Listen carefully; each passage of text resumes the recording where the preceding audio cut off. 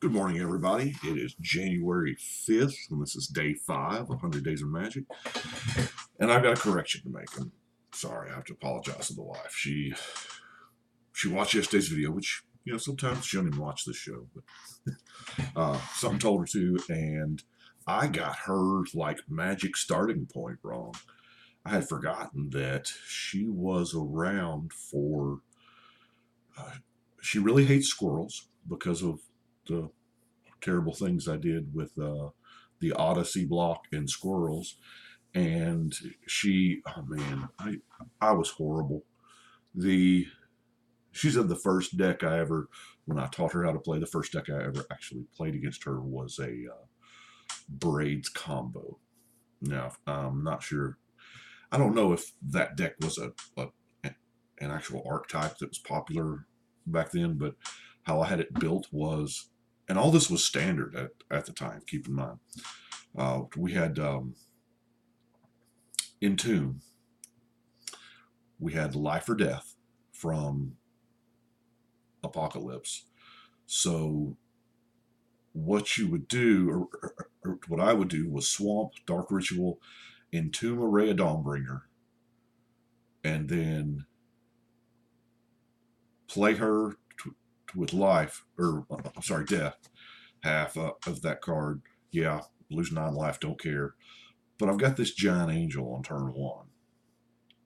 And then you would proceed to uh, play some fast mana, discard some cards, or Buried Alive, because that was also in the format.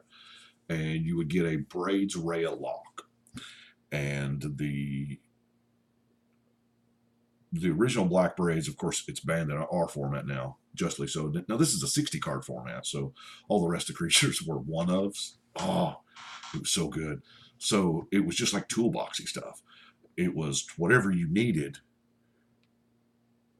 I need to kill a creature. I need to do 4 damage. I need to pop a land. I need to pop an artifact. I need to pop an enchantment.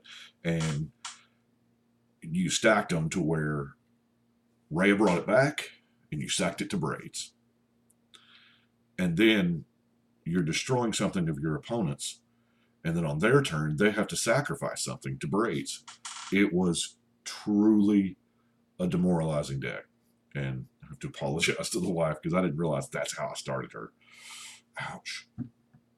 But yeah, she watched the video and she's like, I've been playing longer than that. I was like, oh, I'm sorry. But anyway, let's see. Last night was Friday. I guess you can tell I'm getting ready for work. Oh, it's early. And I stopped by a new game shop yesterday, Hall of Heroes in Ripley, Tennessee. And that was a really nice place. Met the owner, and we talked for a little bit. It's got a nice shop, good selection, good variety, supports a lot of games. Pretty good Magic scene from what I understand. I got there a little early for F&M, but then went to my buddy's house to where we normally play EDH at on Fridays, and I took it's like a minute video of, it was just an insane board state. It wasn't mine because I was laying down at the time. It wasn't, I forget which deck I was playing, but it just wasn't happening. So we play. I've got to figure out how to splice the video. I know it's possible because I see what I call the big time guys do it. I know Evan does it. I know the professor does it. How you just, or maybe it's like in a window up here, or it just cuts to it. But I guess this is going to make me a little better at editing. Ooh, editing. As of yet, I have yet to edit anything up to this point. So for 2 years, it's been one take.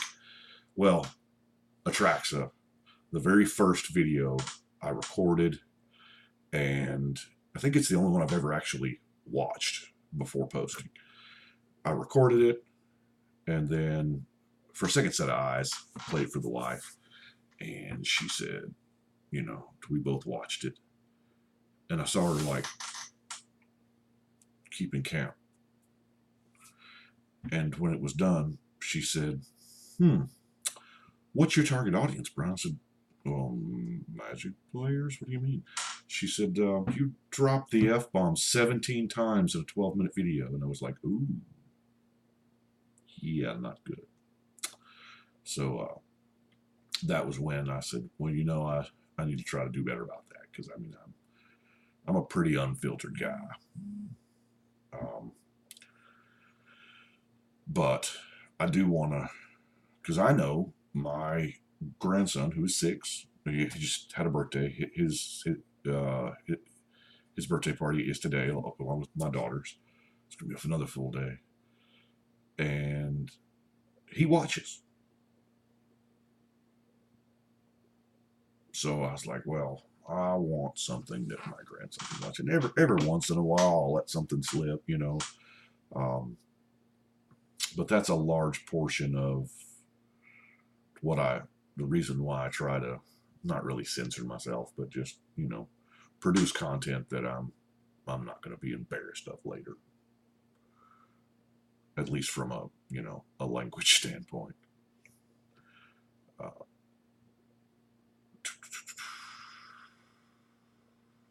Picked up some cool cards there. Got Lord of Treasurehorn, which, believe it or not, I've never had. I know the CCO boys are love that, and I think it's not terrible. If y'all know what Lord of Treasurehorn is, it's a really, really good card. Well, okay, no, it's not really good. It's really old. It's from Alliances 10-4. It's got 3 different downsides, but y'all know how I feel about that. Try to make those downsides into upsides. So, and I've got 3 colors to work with it in, so I'm gonna try it. But that's pretty much the update for today. Just trying to correct what I messed up for yesterday, because, you know, I live with her. Scary. Anyway, y'all have a good day, and we'll see you tomorrow.